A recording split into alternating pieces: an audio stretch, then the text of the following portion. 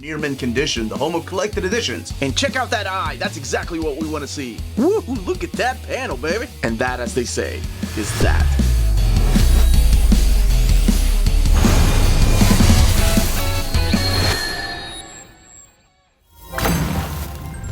How's it going, all you Minties? Uncanny Omar here from Near Mint Condition, the home of collected editions. And join me today for my overview of these latest releases from Image Comics. So let's go ahead and get started.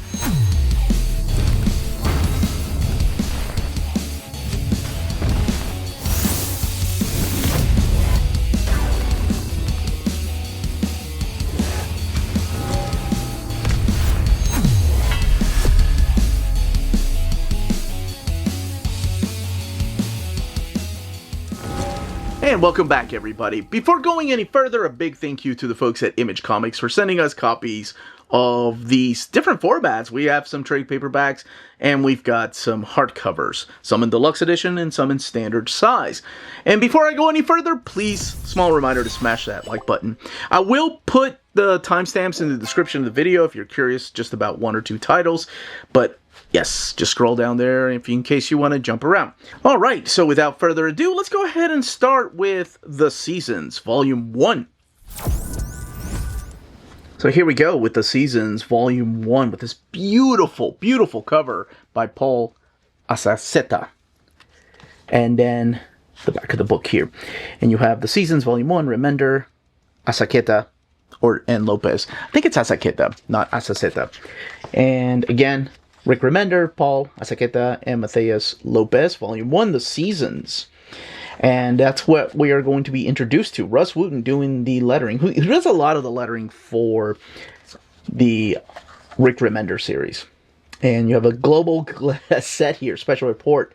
Neo Cairo falls silent. A city vanishes overnight. September 3rd, 1924. So that's what we're going to be looking at, this particular weird and interesting world where we meet four sisters. It's the Season Sisters. And if you saw here at the very beginning, that was written by Autumn Seasons. There's also summer, winter, and spring. So you guessed it. Yes, the four sisters are named after seasons. And it's a really wacky and wild ride, that's for sure. And they are the four daughters of two of the world's most renowned detectives. About a decade ago, their parents disappeared. So there's Autumn, who wrote the article, Spring, who's the youngest sister, who plays a big part throughout most of this, Winter, who's kind of like the secondary character to Spring, and then Summer, who does her own thing. But about 10 years ago, the parents went missing. So they've kind of been by themselves and raising themselves all this time. And the sister, the youngest sister, Spring, ends up getting this letter from her, Autumn. And she wants to know what exactly it is, and she goes through all this turmoil and all these little hijinks to try to find this letter that is supposed to hold something important, and she keeps losing it. And that's kind of like the first issue, what it's about. It kind of reminds me of like a Studio Ghibli film. And I'm not just talking about the Asateca artwork, which is freaking phenomenal here. But you can see that in this world, magic is kind of expected because they have a magical circus coming in at the very beginning. So when she finally opens up the letter actually gives you the idea of where to go from here. I love the billboard highlighting one of her sisters that if you paid attention to at the very beginning, you could probably tell that it's Summer. But once she finally gets the letter and is able, look at the colors, by the way. That's another thing I fell in love with. Once she's able to open it up, she finds out that her sister has gone missing. And she might be the last hope of saving all of them. And she has to reunite with everyone else to try to find her missing parents and try to find her missing sister. That is claiming that she is not safe. And she also has been abducted, if you will, by this crazy circus. And this is Autumn, who is, of course, writing her the letter. So this is when Spring is looking around and tries to see things a little bit different, and sure enough, the circus seems a little bit shady now. It doesn't seem as fun and as colorful as it once did. I love that all the colors here and the city, the rest of the town is nothing but this dull color. So where exactly is Autumn? Where exactly are the parents? And who is going to help Spring? Well, I won't tell you where exactly Autumn went, but I will say that Summer's off doing her own thing. And Spring is trying to get the help of Winter. And they are so different. And because they're sisters, they're just so alike. This is collecting the seasons 1 through 4. It does continue into another ongoing. I think it's an ongoing series. I hope so, because this was a lot of fun.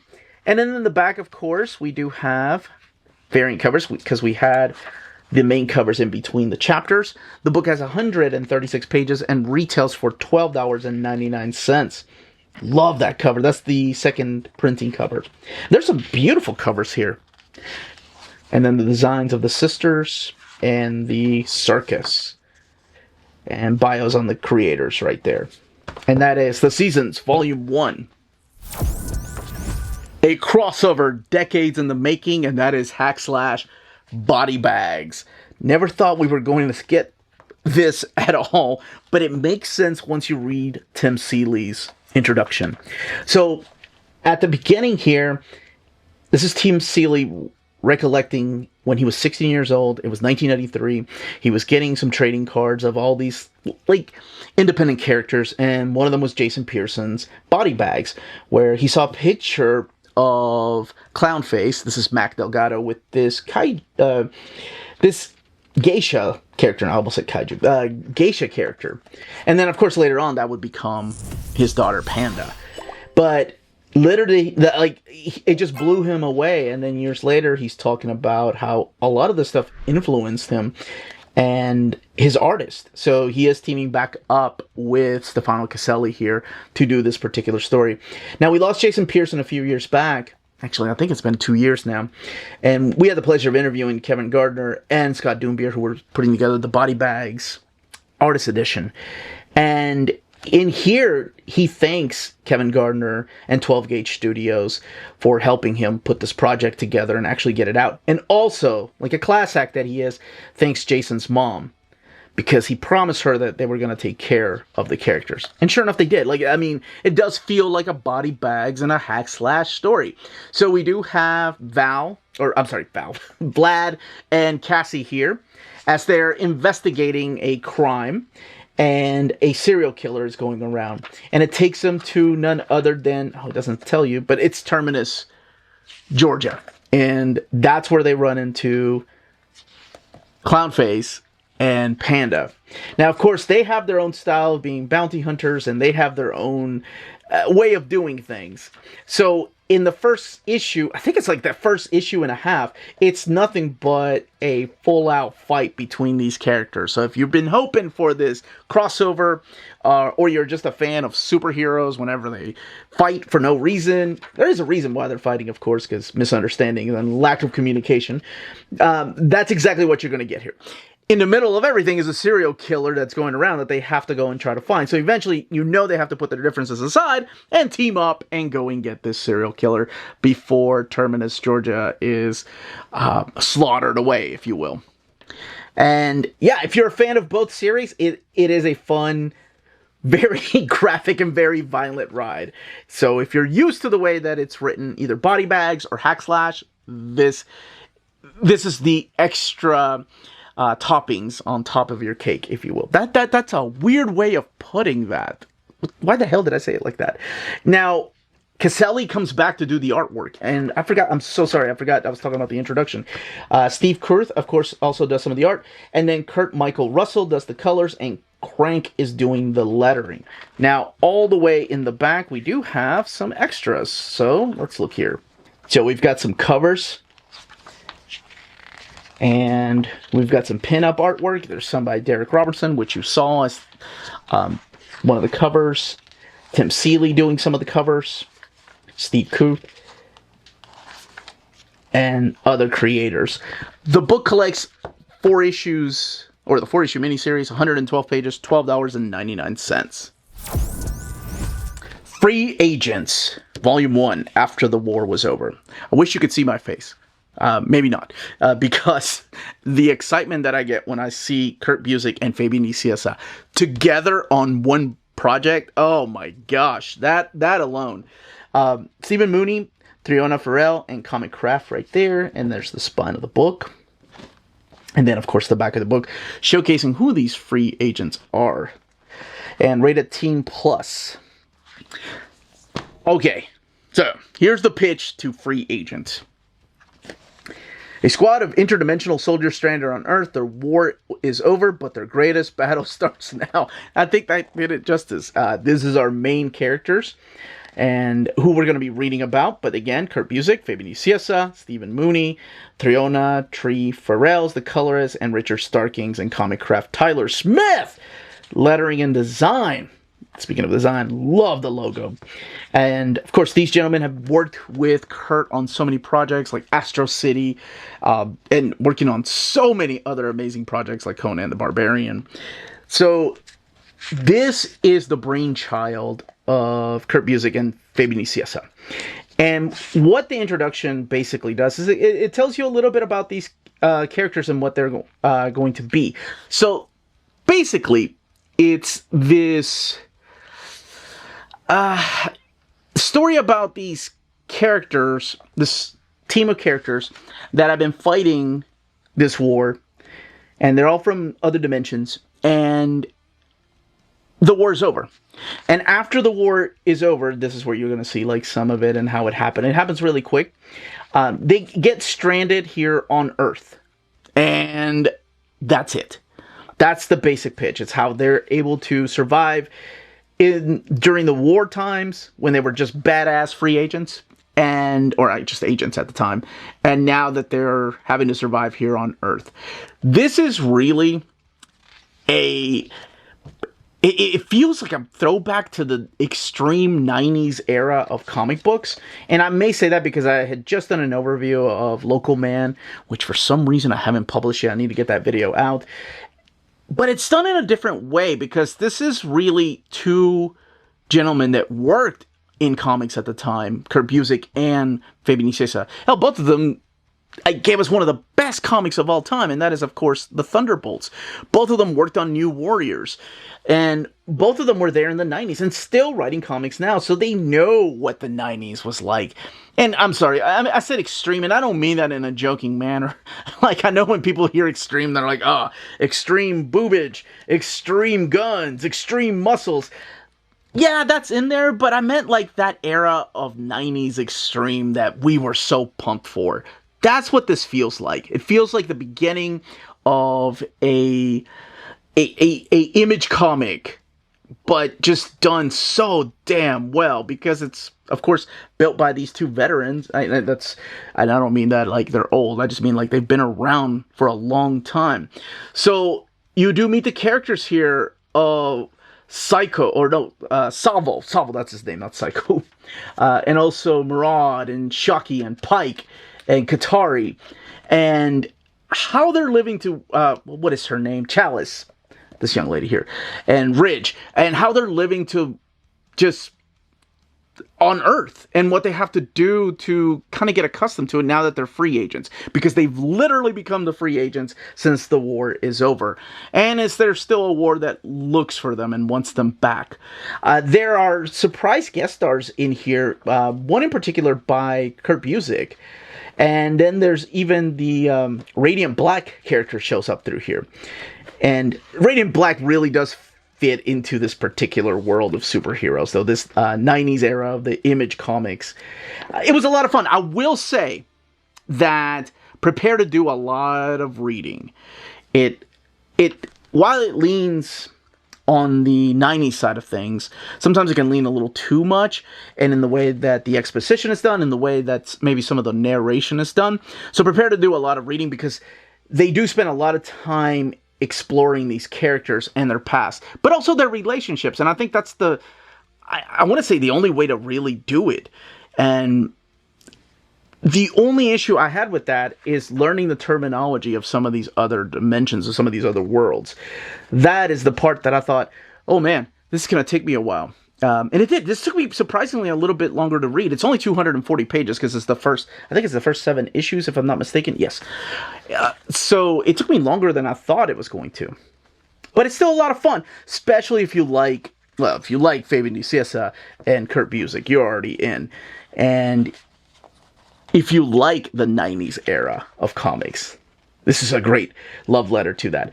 You have Barrage. Oh, these are their Salvo, that's what I was talking about. Murad and Katari, it's their bios. So it tells you their age and their powers, and of course, a little bit about what they're doing here on Earth. There's Chalice.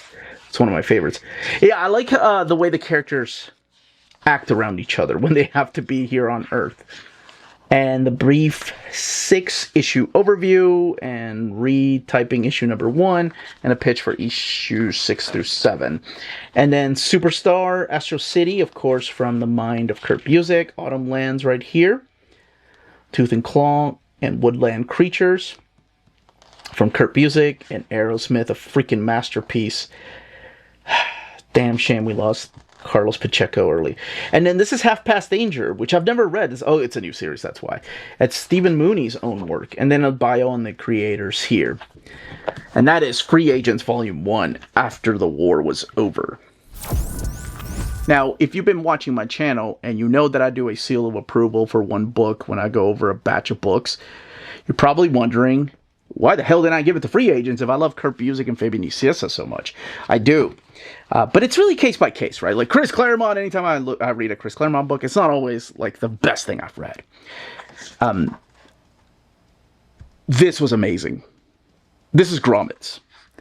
And it is from the mind of Rick Remender, Brian Posehn, and Brett Parsons, the artist, Moreno Decenio is the colorist, and Russ Wooten doing the lettering.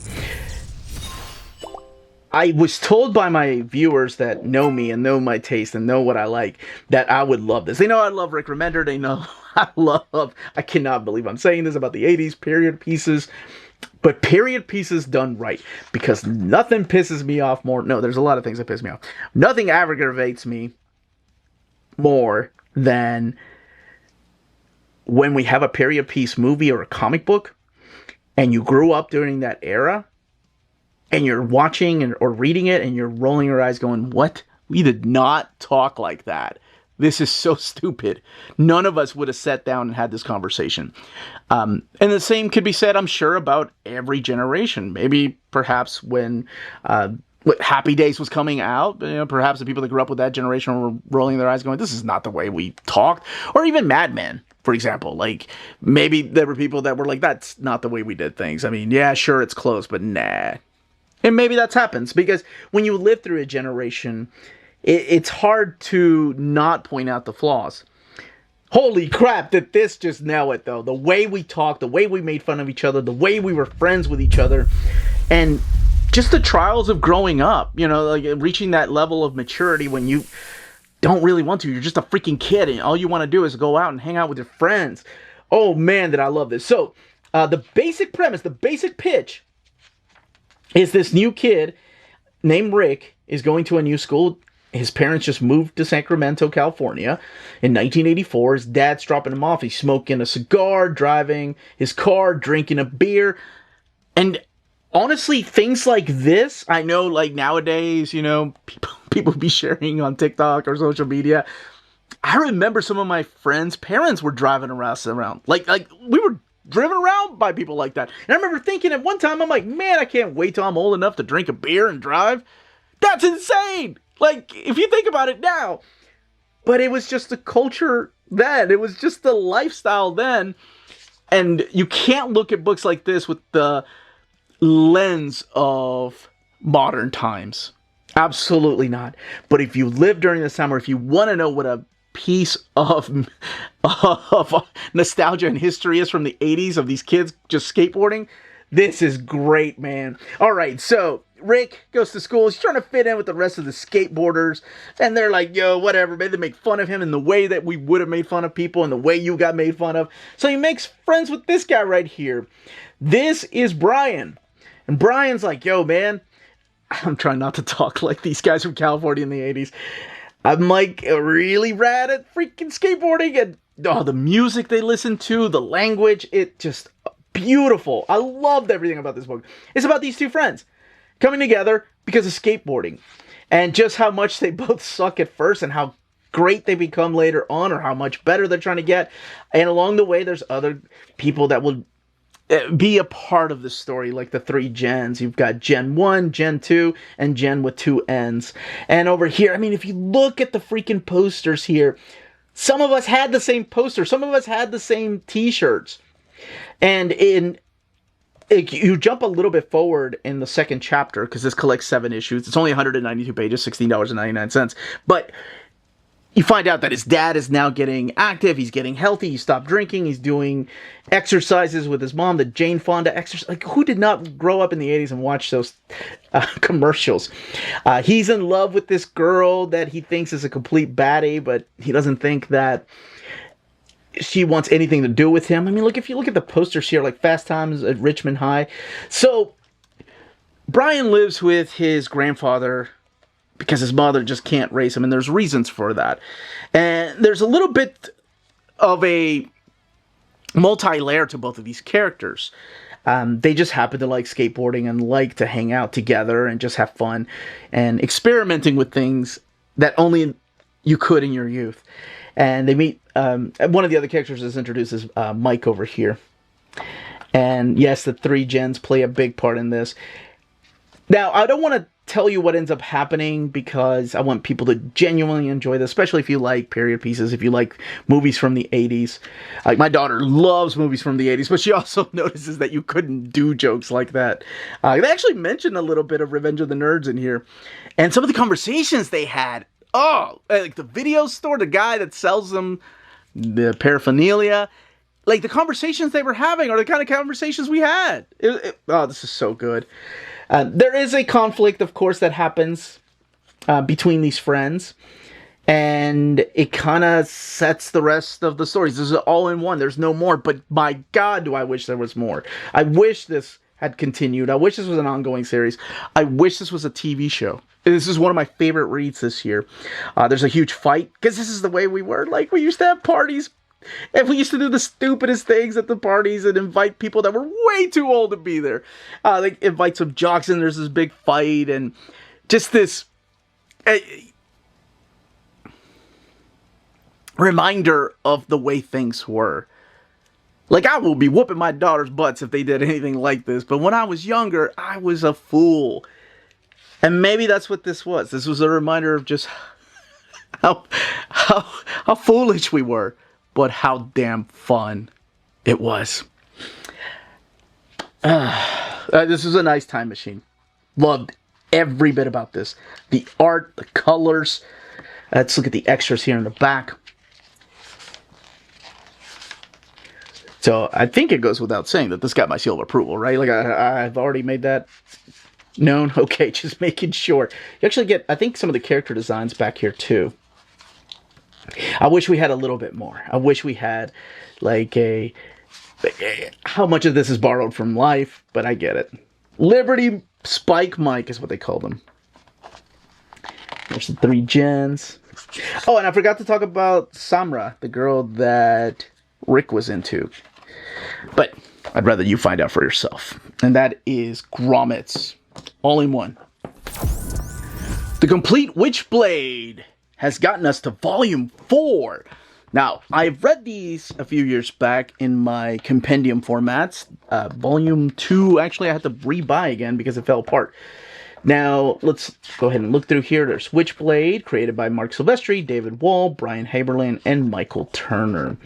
We are going to be looking at the Francis Manapul era, and then the beginning of the Ron Mars and Mike Choi era. And it is so different when he becomes the writer of the book. This book collects Witchblade 58 through 85, and it retails for $49.99. The Kickstarter actually comes with a dust jacket. This does not, but the Kickstarter names are all the way in the back, in case you're wondering if you were one of the Kickstarters, that if the regular copy does have your name. It does indeed. Now, one of the things that they've been doing with the Top Cow books, and they've done with volume 1 of this, and I think it was the Darkness, maybe they did it in Darkness, is the fact that they put all the credits towards the back. So they don't give you the cover, or they give you the cover artist, but as far as the credit for like the writer and the internal artist, that is kept for the back of the book. So In here, we're going to see the Endgame crossover. Unfortunately, it does not have the Evo issues, nor the Tomb Raider issue, which the Tomb Raider, the big collection, the Library Edition, does not have either. And it starts here with issue number 60. This is the crossover called Endgame. So Tomb Raider 25 and Evo number 1 are not collected in here. But this is practically just like Sarah and Lara Croft teaming up to investigate the Weave. And it's about investigating the one who sleeps and who is going to end up getting this power. Later on, after that crossover, again, you're not getting the whole crossover, you're just getting the Witchblade stuff. You do have her teaming up with Magdalena, of all people, I really like the character designs on her. And then we see her sister Julie come back into the picture. But yes, Magdalena, she's awesome. Both of them are teaming up to investigate. A lot of this is because Sarah, of course, is the police officer. She's a detective. So, as a New York City detective, a lot of the things that Sarah Pazzini has to do is investigate murders. And that's where most of this kind of starts off. Most of these stories, especially here towards the beginning. But Magdalena and Sarah team up. They go undercover, and it's all about this guy that can destroy bones, of all things. But most of the stories in here start off as murder mysteries at first, and then it involves, of course, her turning into the Witchblade, or using the Witchblade to help out. Julie plays a big part towards this too, as well as her partner, Jake McCarthy. But all of that will change in a little while. Again, this is the stuff of early Francis Manapul, and you're going to start seeing an evolution of his art. We also get some art in here from Tony Danielle, and as I mentioned, Mike Choi. Now, even Mike Choi's artwork looks a little bit different too.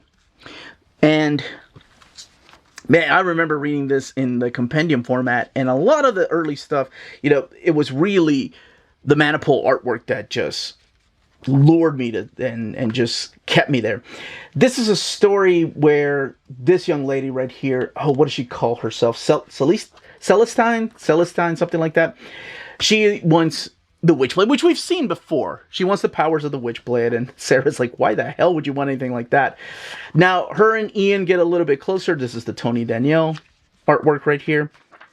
And he's in there for a couple of issues. And then eventually we get the beginning of the Ron Mars era.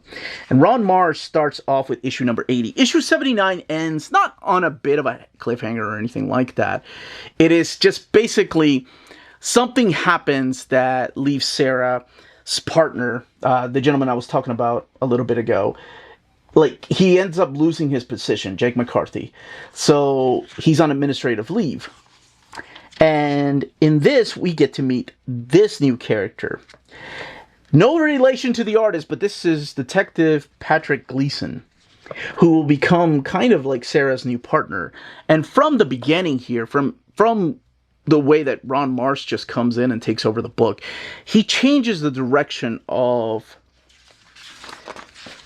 Sarah and the Witchblade. He changes a lot of the mythos. He adds his own thing. He gets rid of some of the supporting cast and some of the stuff that he thinks that's not quite working. That's the way we used to do it, like in the 90s. Let's change it up a little bit.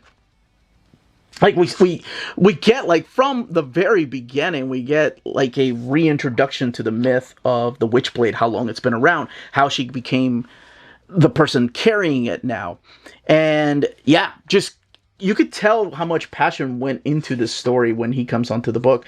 And it is Mike Choi. Now, Mike Choi, you might be familiar with his artwork because of his run on X-Men, X-Force, and of course on Valiant Comics. But this is some of his early stuff. This is the stuff that I always like to call rough around the edges, but still a phenomenal artist nonetheless. Now, as I mentioned, in the back is where they keep credits. So over here, basically it's David Wall writing the stories. And then you have pencils by, of course, Francis Manapul, Brian Ching doing some of the artwork earlier on. Jeff Johns actually doing some of the script for issue number 67. Chuck Austin. And then David Wall wraps up some of his stuff, like getting rid of some of the characters. And then we get a fresh start with, yes, issue number 80 right there with Ron Mars, with Greg Land on covers. And the next volume is going to have one of the best, like, issue, if it should collect issue 100. That has one of the best endings. I thought, wow, lots of Kickstarters. And the book itself is sewn binding and printed in this glossy paper stock. I don't think it's as thick as it used to be, or maybe it's because I was just looking at the Spawn Deluxe Edition. I read these kind of back to back. So, speaking of Spawn, last but certainly not least is the Spawn Origins hardcover book 16. We are looking at a new era of Spawn. Look at those purple end sheets. So spoilers for some of the things that happened previously, because when I say new era for Spawn, I know there's lots of new eras for Spawn, but this one is a new era of the Hellspawn. Okay, so the story, Tom McFarlane, Brian Hugan, and Robert Kirkman, Jonathan David Goff, and then pencils by Will Portacio mainly, Greg Capullo, Tom McFarlane doing some of the stuff in here, Rob Liefeld, and Danny Mickey, and inks by Todd McFarlane, colors by J Photos, and so Placencia, and others, and lettering Tom Orszaszewski, and others. So lots of different cover artists too. This era has a lot of my favorite covers because it's mainly McFarlane inking Will Portacio. Will Portacio, of course, the gentleman that co-created Bishop, but really did the whole design for Bishop because he was just kind of given free reign. I think it was Bob Harris that decided we needed somebody that was militant. Okay. Collecting issues 189 to 200 of Spawn. When I said a new era, it is the Jim Downing era. Spoilers for what happened previously, but Al Simmons is dead. He killed himself, and there are reasons why, and it's actually explained here. And we have this new guy named Jim Downing, who is the new Hellspawn. Doesn't really know how to use his powers yet, but we'll learn. And then we'll use them in different ways than Al did. And doesn't know exactly who to trust. And, of course, people are going to take advantage of that. And those people are primarily the Clown, because during this time, Magdabola's gone. Everybody, Marmon's gone. Like, everybody that has been up against Spawn and the Violator have just gotten, like, they've been gotten rid of. So, this is him manipulating Jim Downings to kind of work with him, to help him build his own empire. And I kind of like the way he manipulates him. And then, of course, we have Sam and Twitch investigating crimes, and that will lead him back to this character of Jim Downings, who some people will call Patient 47. Now, one of the coolest things here that happens is that we have this throwback. So Jim and Sarah are talking. They're kind of off and on, and he himself doesn't know how to react to these powers. So he feels lost. She's approached by somebody, a police officer, or maybe a private investigator, that's trying to find him. Like, of course, a series of murders that are going around, and everything keeps coming back to Jim. And this whole idea of something called Patient 47. Now, this is where we see Wanda. And Wanda's like, hey, it's you. How many years has it been? This is really cool. I really like this. I don't know how other people felt. But she has a flashback of Spawn number 3. If you remember when Al Simmons got the Spawn powers, and he was like, oh, I can use the powers to, like, make myself a dude, the way I used to look. And he goes there, and he's like, wait, I wasn't a white guy. The white guy that he was, I'm sure this wasn't planned, but it's still pretty cool, was Jim Downings, or at least somebody that looks like Jim Downing. And that's what she recognizes him, and they kind of catch up, and she kind of leads him to an alley where he sees the Spawn throne, and he transforms into Spawn, kind of setting up some of the things to come. An angel comes down, and this angel does have relations to somebody stronger and more powerful, and has a reason to come down here to Earth, and is, again, manipulated by the Violator. Another character that plays a part in this is the Freak. The Freak is also someone that kind of wants to join the trio of them because he's got his own secrets, and the secret is let out later on. And remember when I said that Al Simmons, that whole revelation is coming? It does. It really does explain things in here as to why perhaps he had to do that, and why he left someone, or perhaps why Jim is the only one that can carry on and be the Hellspawn. And, oh, look at that cover. That is a Capullo and McFarlane cover. There's a lot of great covers in here. But Will Spertasio doing primarily like most of the artwork here towards the very beginning. He was the ongoing series artist after Capullo left the book. And there's the Omega spawn through here, the fight with the Redeemer. This is Tony Danielle. This is when you have guest artists coming in and doing some of the issues through here, or some of the pages through here. Man, the Omega spawn is so badass. I really like the design of him. And that, of course, is the big fight in issue 200. But you can find out what happens there. And everybody's little secrets, like the Violator and the Freak. Let's look at these extras. I want to say I talked about this. Didn't I? Maybe it was in volume 7 of the big editions. I can't keep up. Jim Lee. Jim Lee doing issue 200. That's crazy. This is the Rob Liefeld cover. Silvestri. Greg Capullo, and then some internal pages here. And then back of the book. And let's look at the binding. 312 pages. It is sewn binding and printed in this glossy paper stock. Yeah, this does feel thicker than the Witchblade book. But there is still a little bleed through happening. But that's it. That, as they say, is that. If you're interested in purchasing any of these books, don't forget to check out our sponsors. If you're in Europe and you're interested in buying these books, definitely check out Walt's Comic Shop in Berlin, Germany. They have the cheapest pre-order prices, flat shipping rate of €12 for all EU countries, emails answered within 24 hours, waltzcomicshop.com, and you can use the code nearmintcondition at checkout and get free shipping for all EU countries with your first order over €40. That's Walt's Comic Shop, your reliable source for omnis and premium collected editions in Europe. Ding! CheapGraphicNovels.com, your online home for graphic novels and collected editions up to 50% off cover price. They have excellent shipping and prompt and helpful service. Check out their bargain deals for up to 90% off cover price. And don't forget, the CGN also takes pre-orders. That way you don't miss out on the hottest releases. And they are currently running a special promotion for you Minties. If you're a first-time customer, after receiving your order confirmation email, reply back to that email and let them know Near Mint Condition sent you their way. They will then apply a free shipping promotional credit to your next order in the US. Cheap Graphic Novels, your source for the hottest books with the kind of deep discount, quality shipping, and customer service that will keep you coming back for more. And that was the content and page count and build of each of these books. Let me know in the comments down below which ones you are picking up, if you're a big fan of a creator or you just like certain characters. And if you have any questions, leave your questions down below.